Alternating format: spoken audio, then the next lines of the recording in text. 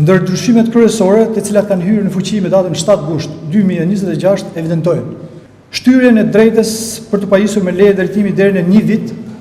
për persona që konstatohen duke drejtuar mjete pa qenë pajisur me leje drejtimi. Ndërsa për të miturit kjo periudhë shtyhet me 2 vjet. Në këtë kuadër, shërbimet e policisë rrugore në Policinë e Shtetit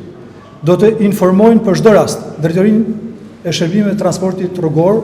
si institucioni kompetent për lëshimin e lejeve të drejtimit, për kryen e procedurave përkatëse të regjistrimit në sistem të personave të evidentuar. Tjetër, heqen përgjithmonë të lejes drejtimit kur një drejtues mjeti rezulton me një vlerë alkolike më të lartë se 0,5 gram për litër në gjak dhe është konstatuar e ndëshkuar më parë për drejtim mjeti në ndikimin e alkoolit ose në gjendje deo. Kjo masë vjen si nevojë e adresimit të fenomenit shqetësues të aksidenteve rrugore me pasoja të rënda për shkak të drejtimit të mjetit në ndikimin e alkoolit apo në gjendje deo. Ashpërsimin e masave ndalësidheve të rrezikshme në rrugë, mos rregullimit të shpejtësisë në rrugë me fushpamje të kufizuar, përfshirë manovrat agresive, ndryshimin e shpeshtave të korsisë pas sinjalizim dhe shkeljet që rrezikojnë përdorësit e tjerë të rrugës në zonat urbane, në afërsitë të shkollave, kryqëzime dhe degëzime.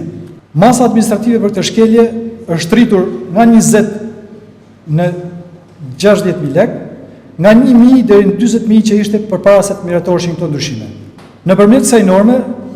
i jepet një rëndësi e posaçme vendit ku kryhet shkelja, si dhe janë përcaktuar më qartë elemente anës objektive të shkeljes, shtimi i sanksionit është parë i arsyeshëm për shkak të nivelit të lartë të rrezikut që paraqet kjo shkelje dhe shtimit të ngjarjeve rrugore në zonat urbane. Një tjetër ndryshim në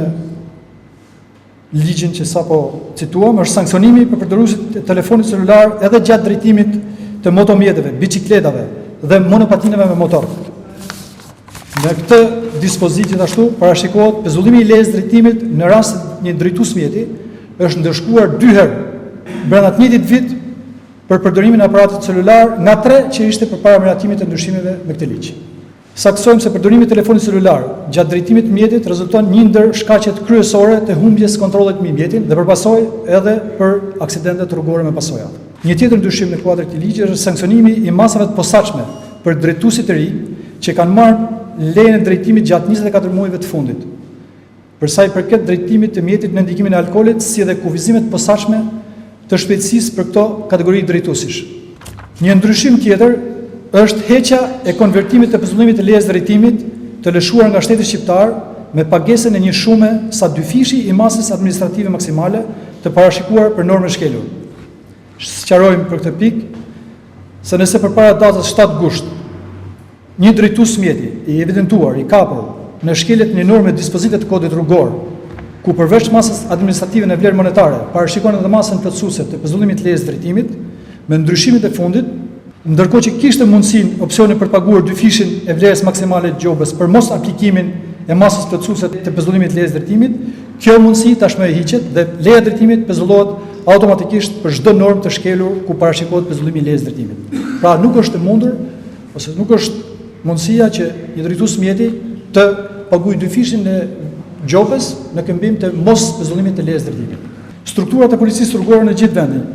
janë njohur me ndryshimet e fundit të kodit rrugor dhe janë udhëzuar për zbatimin me korrektësi të tyre. Nisur nga shkeljet e shumta të evidentuara nëpërmjet mjeteve inteligjente, si dhe nga shpersimi i masave të kodit rrugor në funksion të sigurisë së jetës, Policia e Shtetit u bën apel të gjithë drejtuesve të mjeteve të mos qarkullojnë me shpejtësimi normat e lejuara, të mos drejtojnë mjete nën efektin e alkoolit dhe me keq akoma në gjendje deo, të mos përdorin telefonin celular gjatë drejtimit të mjetit dhe të mos kryejnë parakalime ku nuk lejohet, apo manovra të rrezikshme dhe agresive.